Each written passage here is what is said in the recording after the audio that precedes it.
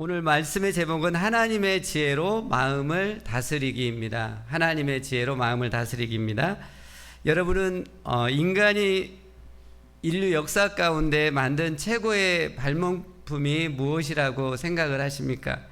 어떤 분은 컴퓨터라고도 하기도 하겠고요. 자동차, 비행기, 금속 활자, 인터넷, 최초의 항생제인 페니실린, 또 질병을 진단하고 물질을 분석하는 데 쓰는 X선, 또 생명과학 분야에 지대한 공헌을 한 DNA 이중 나선 구조 등등 발명품들이 생각이 날 것입니다. 이제 인간은 인공지능인 AI를 통해서 더 새롭고 놀라운 발명품들을 계속해서 만들어 가고 있습니다.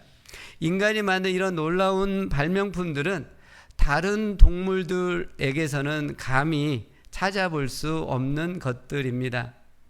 인간에게는 무엇이 있어서 이런 위대한 창의적인 발명품들을 계속해서 만들어내는 것일까요? 인간에게 무슨 것이 있어서 우주선을 쏴서 달까지 또 화성까지 가려고 그렇게 하는 것일까요? 창세기 1장을 보시면 하나님께서 온 우주 만물을 창조하실 때 하나님의 말씀으로 창조했다라고 기록을 하고 있습니다. 근데 잠언 8장을 보시면 하나님께서 우주 만물을 창조하실 때 잠언 8장에서는 하나님께서 지혜로 창조했다라고 기록을 하고 있습니다.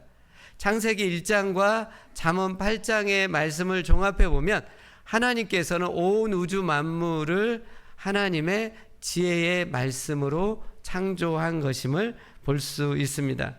하나님께서는 하나님의 형상을 따라 인간을 창조하시면서 인간에게 다른 동물들에게서는 찾아볼 수 없는 하나님의 지혜를 인간에게 주셨습니다. 하나님으로부터 받은 지혜를 갖고 인간은 놀라운 창의적인 방법들을 계속해서 개발해 만들어가고 있습니다. 오늘 성경 본문을 보시면 하나님의 지혜는 이런 외적인 놀라운 발명품뿐만 아니라 우리 마음을 새롭게 만들어 준다라고 말씀하고 있습니다. 하나님의 지혜는 우리 마음이 혼란과 또 더러움과 침체와 절망 가운데 있는 그 마음을 새롭게 평화롭게 순결하게 회복으로 만들어 주신다라고 말씀하고 있습니다. 혹 여러분 마음에 혼란과 두려움과 침체와 절망의 마음이 안고 오늘 이 예배의 자리에 왔다고 한다면 오늘 하나님의 지혜, 창조의 그 힘을 갖고 있는 그 지혜의 말씀으로 다시 한번 여러분의 마음을 평안과 용기와 회복과 희망이 있는 마음으로 오늘 새롭게 변화되어지는 시간이 될 수 있기를 원합니다. 오늘 야고보 성경 말씀을 통해서 하나님의 지혜에 대해서 다시 한번 살펴보기를 원하는데, 첫째로 우리는 거짓 지혜에 속아 넘어가면 안 된다는 것을 말씀하고 있습니다. 오늘 야고보 3장에는 두 가지 지혜가 나오고 있습니다. 하나님의 지혜가 있습니다. 위로부터 오는 하나님의 지혜가 있고요. 두 번째로는 땅이 주는, 마귀가 주는 거짓 지혜, 두 개를 비교하고 말씀을 해주고 있습니다. 14절 15절에 보니까 거짓 지혜에 두 가지가 있습니다. 거짓 지혜에는 독한 시기와 다툼이 있습니다. 이 시기와 다툼은 세상적이고 정욕적이고 귀신적이라고 성경은 말씀하고 있습니다. 거짓 지혜, 마귀가 주는 지혜가 있는데 그것은 시기와 다툼입니다. 먼저 한번 시기라는 것, 거짓 지혜인 시기에 대해서 살펴보면서 이 시기를 끊어 버릴 수 있기를 원합니다. 시기는요, 헬라어 원어로 젤론인데 이 젤론에는 두 가지 의미가 있습니다. 열심과 열정이라는 뜻도 있고요, 또 시기와 질투라는 뜻이 있습니다. 그러니까 한 단어 안에 두 가지 의미가 있어요. 근데 오늘 본문에 나와 있는 뜻은 시기, 질투를 의미합니다. 사람은 보통 다 처음에는 순수한 열정과 열심으로 어떤 일을 해 나갑니다. 근데 열심과 열정을 품고 하다 보면 성취를 보게 되고 성장을 갖게 됩니다.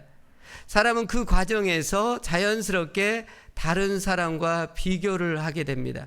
다른 사람이 얼만큼 성취하고 성장했는지 보게 되면서 시기하고 질투하는 마음이 생깁니다.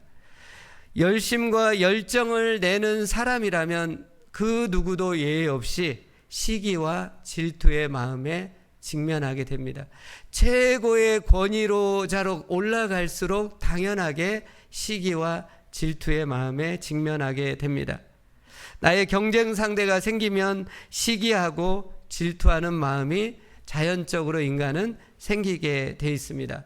이 시기심은 시간이 지난다고 없어지지 않습니다. 오늘 성경 14절에 보면 이 시기를 설명할 때 독한 시기라고 나와 있어요. 영어 성경이 독한이라는 것은 쓴, 매서운 뜻이 있어요. 그러니까 우리가 시기심을 경쟁 상대에 대해서 갖게 되면 우리 마음이 쓰게 됩니다. 우리 마음이 매우 고달프게 되는 것을 의미하고 있습니다.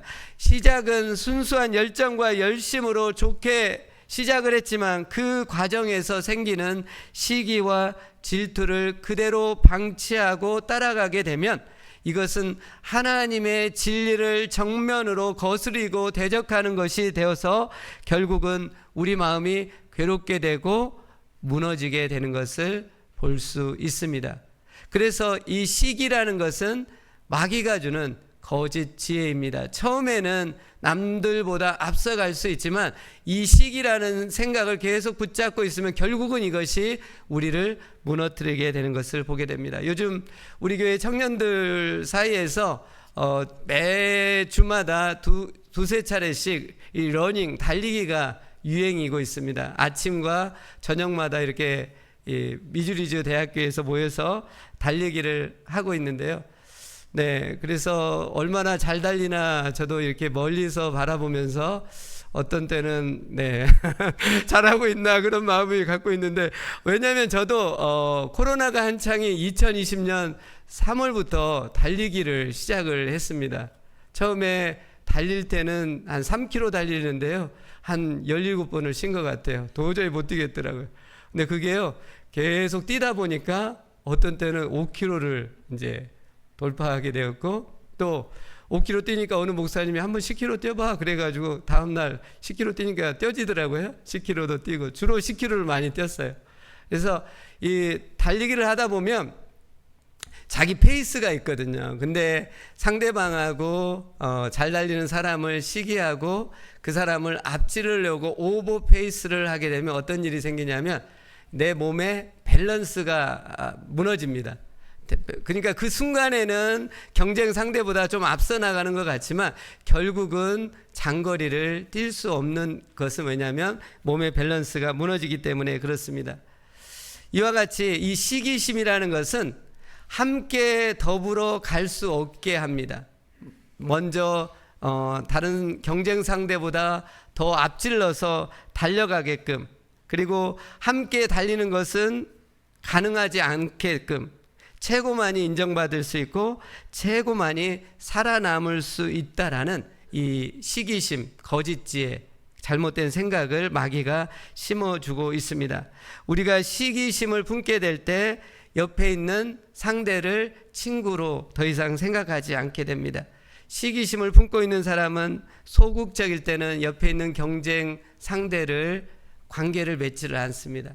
그리고 이 시기심을 품는 사람이 적극적일 때는 그 사람을 험담하고 결국은 서로 무너지는 것을 보게 됩니다. 사랑하는 성도 여러분, 여러분에게 혹 어떤 경쟁 상대가 있습니까? 사탄은 여러분에게 거짓 지혜인 시기심을 주어서 경쟁 상대를 친구가 아닌 적으로 여기게 해서 그보다 잘해야 하고 앞서 나가야 살 수 있다라는 거짓지혜, 잘못된 생각을 심어줍니다. 우리가 거짓지혜인 시기심에 사로잡히게 될 때 큰 혼란과 두려움과 침체가 임하게 됩니다. 그래서 오늘 이 아침에 시기심이라는 거짓 지혜, 잘못된 생각을 버리고 경쟁 상대를 좋은 친구로 품고 생각할 수 있는 전환점이 될 수 있기를 원합니다. 이 달리기 얘기가 나왔는데 이번에 8.15 광복절을 맞이해서 한국에서는 이 가수 션이라는 사람이 션과 함께 해서 8.15 달리기를 했습니다. 그래서 8.15라는 그 숫자를 기념하기 위해서 81.5km를 달렸습니다. 이 달리기를 지금 6년째 하고 있는데 이것을 한 것은 광복절의 의미를 다시 한번 새기자는 거죠. 후손들이. 그리고 이 독립유공자들, 그 독립을 위해서 했던 이 독립투사들을 보니까 가정을 돌보지 않아 가지고 자녀들이 너무나 집도 없이 살고 있는 거예요. 그래서 이 기금 모아진 걸 가지고 독립유공자들의 자녀들을 집을 짓고 있는데 20채까지 짓고 있다고 하더라고요, 지금. 그리고 100채까지 목표를 하고 있는데 이번에 81.5km를 뛰는데 션 혼자 뛸 수가 없죠. 40명의 함께 뛰는 페이스메이커들이 같이 뛰었습니다. 40명이. 그 중에는 크리스찬이 이영표 선수도 있었고, 이 40명의 선수들이 션과 함께 81.5km를 함께 뛰었어요. 그리고 나서 오후에는 서울 상암경기장 월드컵 그 공원에서 8.15km를 4,000명이 함께 뛰었습니다. 그리고 전국에서 이것을 기념하기 위해서 15,000명이 함께 8.15km를 뛰었는데 아마 우리 교회 청년들도 그것을 기념해서 미주리에서도 8.15km를 뛰면서 전날 8.15km를 뛸까 긴장을 많이 했던 것 같아요. 청년들이. 네, 뛸 수 있을지 못할지 여하튼 그렇게, 그래서 한 110개 기업들이 이 행사에 후원을 했고요. 그다음에 19,000명의 참가자들이 이 션의 그 후원에 동참을 해가지고 23억 원이 이렇게 모아져서 전액 다 독립유공자들의 그 자녀들, 후손들의 집을 짓는데 전액 한국 헤비테이트에 이렇게 후원을 했다라고 합니다. 이렇게 혼자 달릴 수 없는 일이 함께 더불어 펼쳐질 때 놀라운 블루오션이 창출이 되고 하나님의 역사가 일어나는 것들을 보게 됩니다. 사랑하는 성도 여러분, 인생이라는 긴 여정의 마라톤을 달릴 때 독한 시기심을 품고 다른 경쟁자들을 모두 다 제치고 혼자서 달린다고 한다면 얼마나 외롭고 힘들고 재미없는 경주가 되겠습니까? 하지만 나 혼자 잘났다는 그 시기심을 버리고 경쟁 상대를 좋은 친구로 여기며 함께 더불어 달릴 때 함께해서 행복하고 놀라운 시너지가 나고 재미있는 인생의 경주가 될 것입니다. 우리 안에 있는 사단이 주는 거짓 지혜인 시기심을 버림으로 새로운 하나님의 블루오션, 새 영역이 펼쳐지는 일들이 여러분의 삶 가운데 일어나기를 원합니다. 둘째로 마귀가 주는 거짓 지혜가 뭐냐면 다툼이라는 것입니다. 우리는 다툼을 버려야만 합니다. 여기서 이 다툼은 교회 내에서 서로 당을 지어 팔을 지어 분쟁하고 싸우는 것이 다툼입니다. 교회가 하나로 연합해도 될까 말까인데 교회 내에서 몇 개의 파로 나눠져서 서로 다툼을 일삼는다고 한다면 그 교회는 혼란과 분열이 일어나고 급격히 무너지게 될 것입니다. 지난주 설교에도 말씀드렸던 것처럼 교회에 대한 가장 적합한 비유가 몸에 대한 비유입니다. 우리 몸이 건강하려면 몸에 연결되어 있는 지체들끼리 서로 수분과 피와 영양과 이런 것들이 긴밀하게 상호 이게 소통, 교환이 이루어질 때 우리 몸이 건강하게 자라나듯이 우리 교회가 영적으로 하나님이 기뻐하시는 건강한 교회가 되려면 성도들 안에 소통이 잘 있어야 돼요.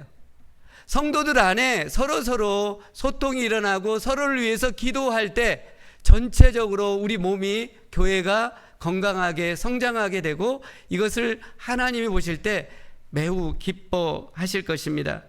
건강한 몸에 서로 지체 간에 다툼이나 충돌이 없듯이 영적으로 건강한 교회, 하나님이 복 주시는 교회는 교회 내에 당을 짓거나 팔을 짓거나 충돌하는 일이 없어야 합니다.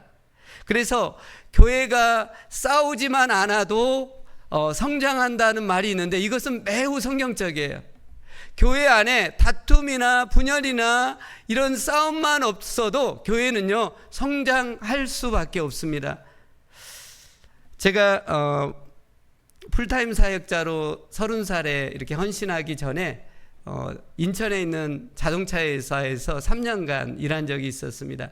그래서 사원으로 있을 때 이 회사 기독 신우회 모임을 열심히 참석을 했는데 그 신우회 분위기가 너무 좋았어요. 왜냐하면 그 신우회를 이끌고 가시는 과장님, 부장님, 이사분들, 상무분들이, 이 임원진들이 너무나 인격이 좋고 신앙과 인격이 좋고 부서에서 아주 성실하게 인정을 받으신 분들이 이 신우회를 이끌고 갔기 때문에 그렇습니다. 제가 3년간 있으면서 신우회 모임을 참여했는데 이 임원진 내에서 서로 말다툼한 적이 없어요. 서로를 너무나 존중해 주는 거예요.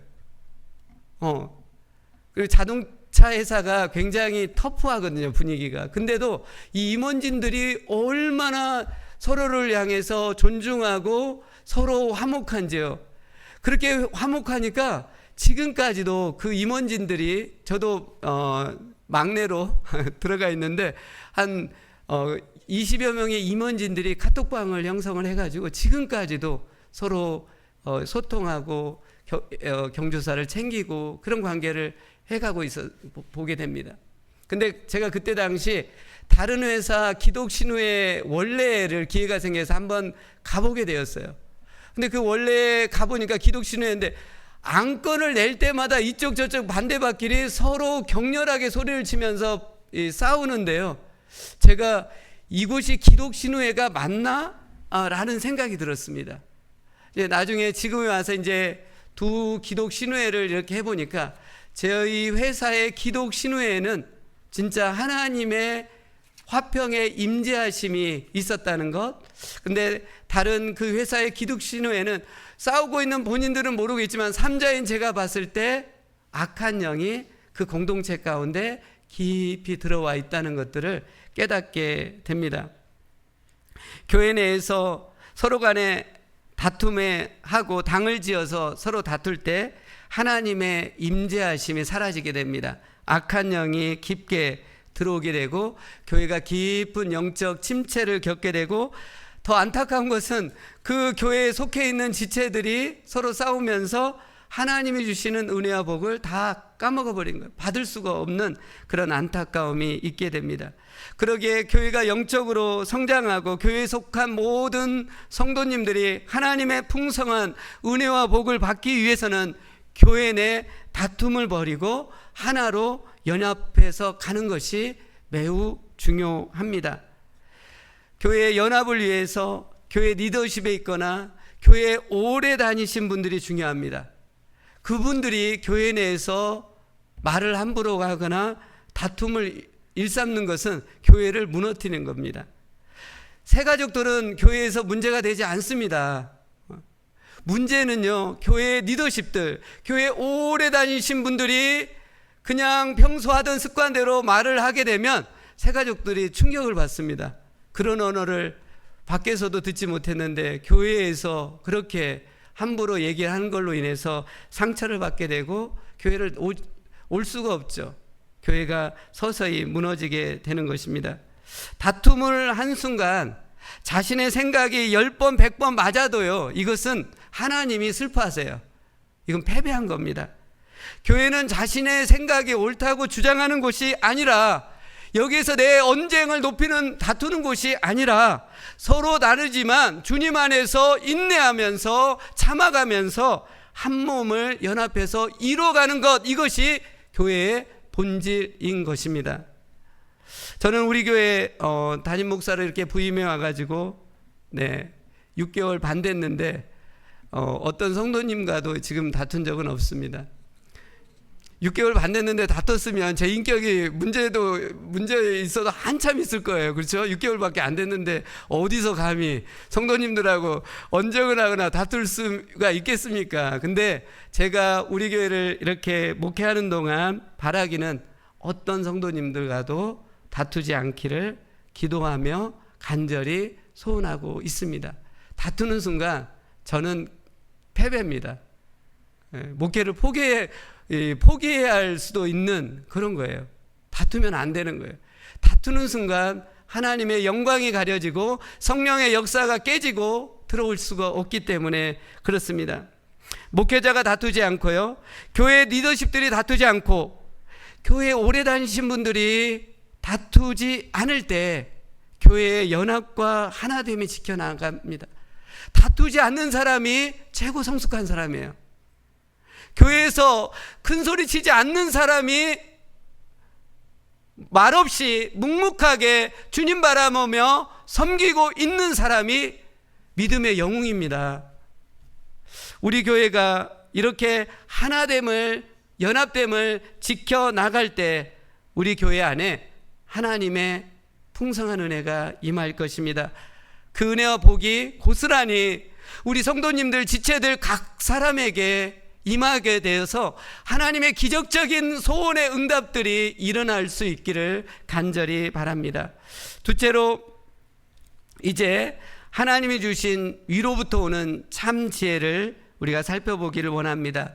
참 지혜, 하나님이 준 지혜로 우리 마음을 다스릴 때 우리 마음이 새롭게 변화되고 만들어지고 있는 것을 볼 수 있습니다. 그러면 하나님께서 주시는 참 지혜, 오늘 성경에 핵심적으로 두 가지가 나오고 있습니다. 첫째로는 온유입니다. 온유는요, 위로부터 오는 지혜가 온유한 겁니다. 그러니까 우리가 교회에서, 가정에서, 일터에서 온유한 자세를 취하는 것 굉장히 지혜로운 거예요.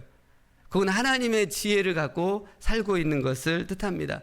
온유한 따뜻하고 부드러운 마음입니다. 온유한 마음을 갖고 있으면 다른 사람에게 관대하고 인내할 수 있습니다. 예수님은 온유하고 겸손한 마음을 가지셨어요.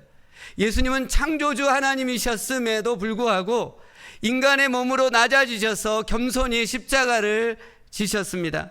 뿐만 아니라 만왕의 왕이신 최고의 권위자이심에도 불구하고 최고의 권위를 갖고 있으면 보통 사람에게, 본인보다 낮은 사람에게 부드럽지 않습니다.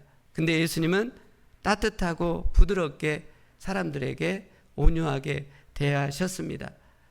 온유하셨던 예수님은 마태복음 5장 5절에 온유한 사람이 복이 있다고 하면서 온유한 사람이 땅을 차지한다라고 말씀하고 있습니다.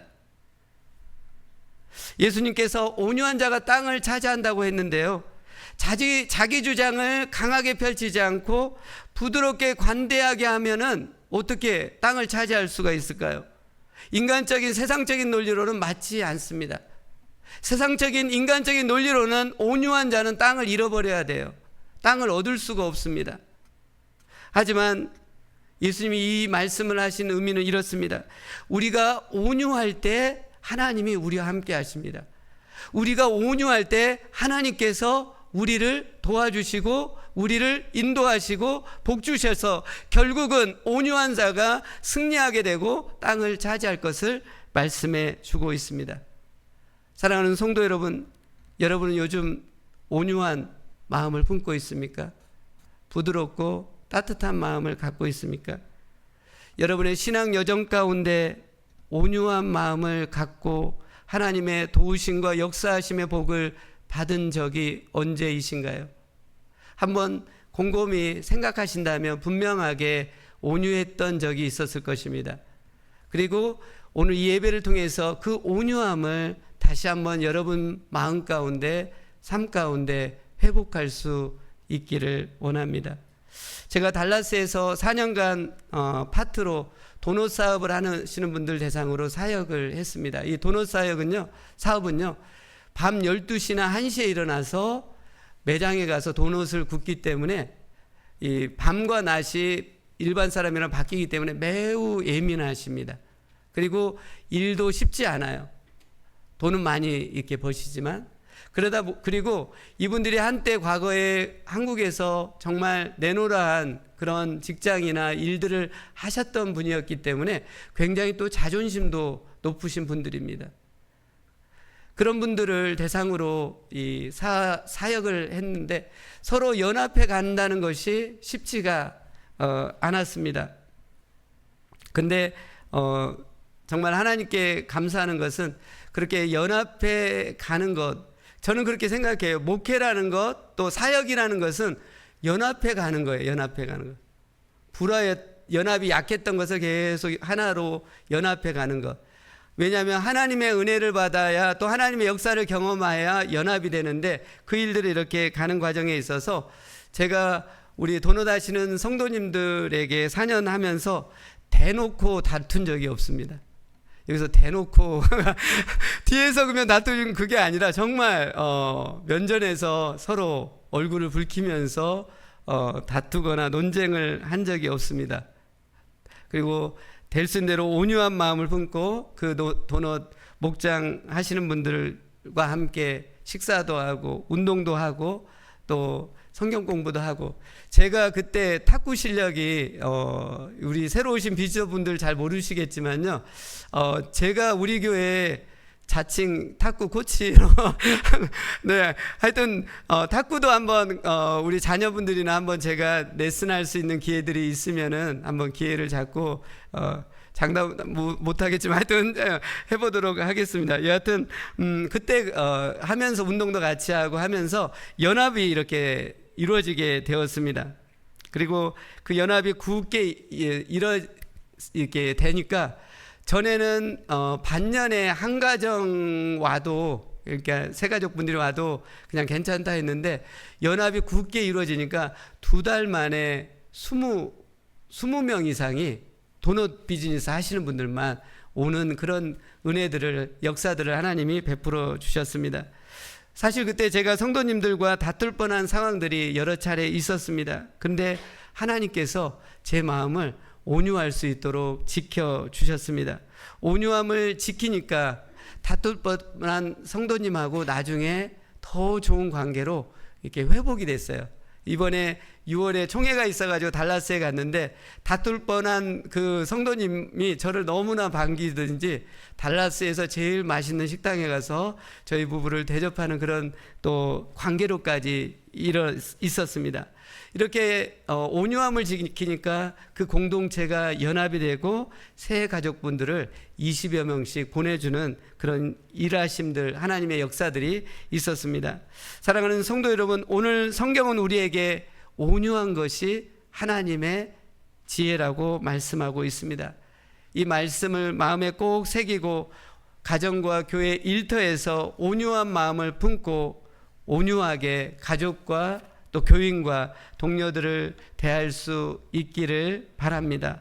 마귀는 자꾸 소리를 치라, 강하게 주장해라, 기필코 지지 말고 이기라라는 거짓 지혜의 생각을 여러분 마음 가운데 심어줄 것입니다. 하지만 우리는 하나님의 지혜인 온유로 우리 마음을 잘 다스려서 따뜻하고 부드럽고 관대하게 다른 사람을 대할 때 온유한 여러분에게 하나님이 주신 놀라운 열매들을 베풀어 주실 것입니다. 한 주간 온유한 삶을 사셔서 다음 주에 오실 때는 그 온유한 자에게 주시는 하나님의 역사 열매들을 서로 나눌 수 있는 은혜가 있기를 원합니다. 둘째로 하나님의 지혜가 뭐냐면 화평을 말씀하고 있습니다. 오늘 성경은 하나님의 지혜인 화평을 만들어 갈 것을 말씀하고 있습니다.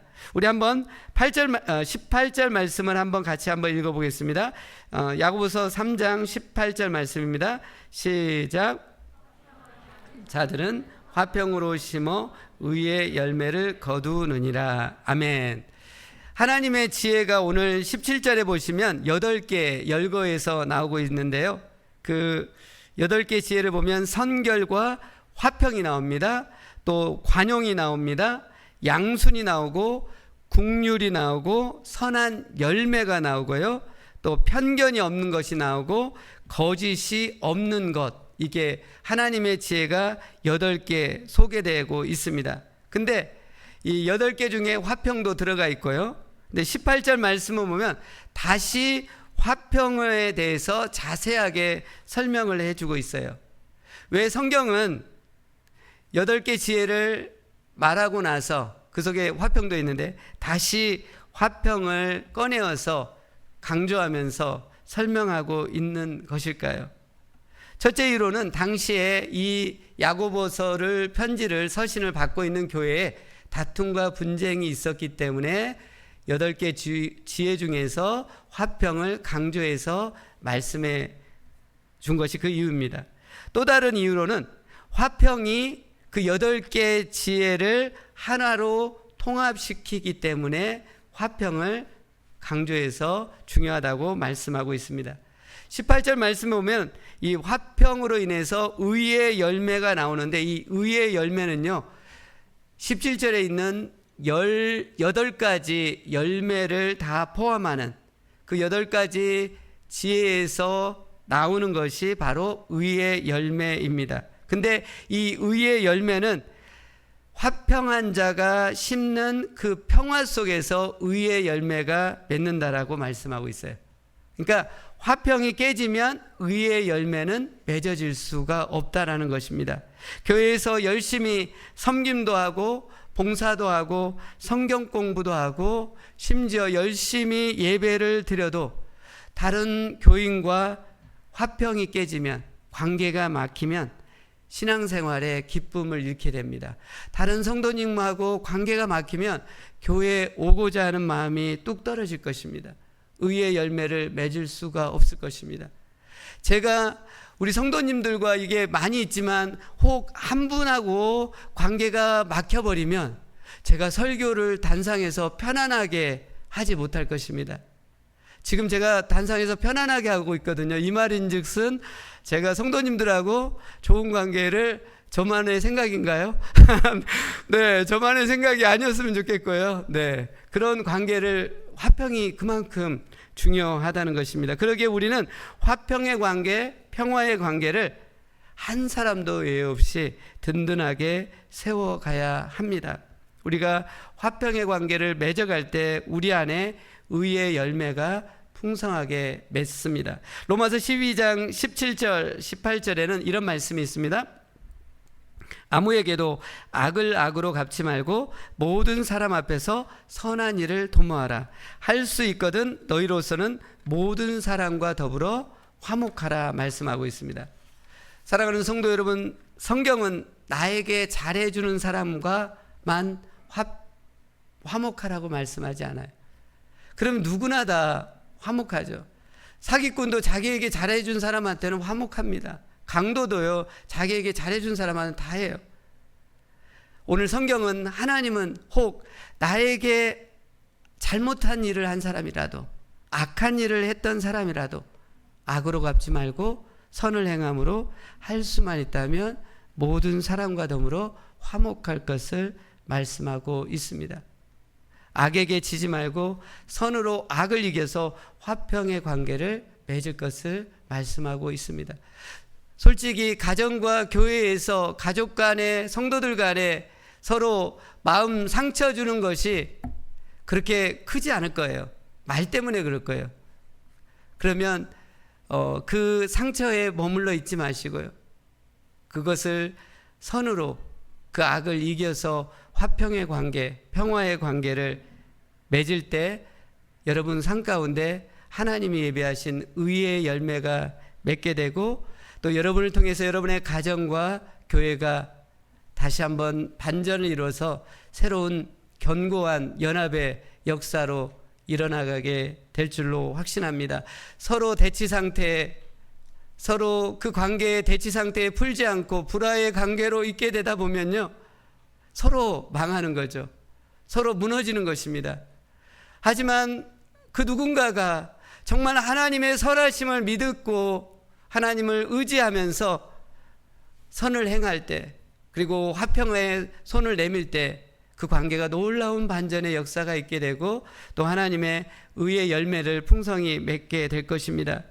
그럼 이렇게 화평을 맺는 것이 이렇게 중요한데 이 말씀 앞에서 우리는 진지한 질문을 해야 합니다. 나는 지금 평화의 관계를 맺어감으로 하나님께 크게 영광을 돌리고 있는 삶을 살고 있는가?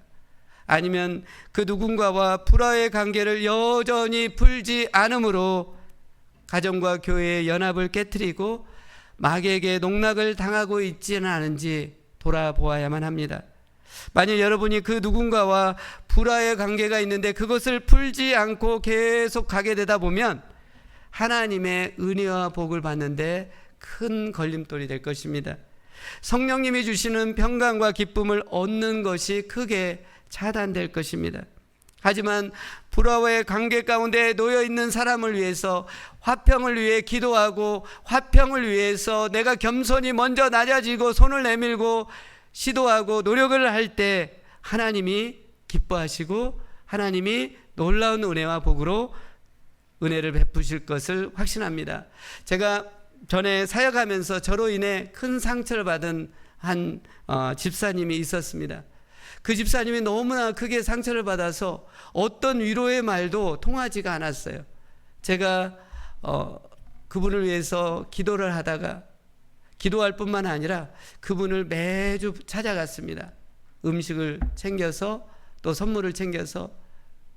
그래 처음에 갔을 때는 그분이 문전박대를 하면서 굉장히 대접을 외면하고 그렇게 했습니다. 근데 한 번 가고 두 번 가고 세 번 가고 네 번 가고 다섯 번 가고 여섯 번 가고 일곱 번 가고 여덟 번 가고 아홉 번 가고 열 번 가고 제가 10번은 더 간 것 같아요. 11번 가고 12번 가고 가니까요.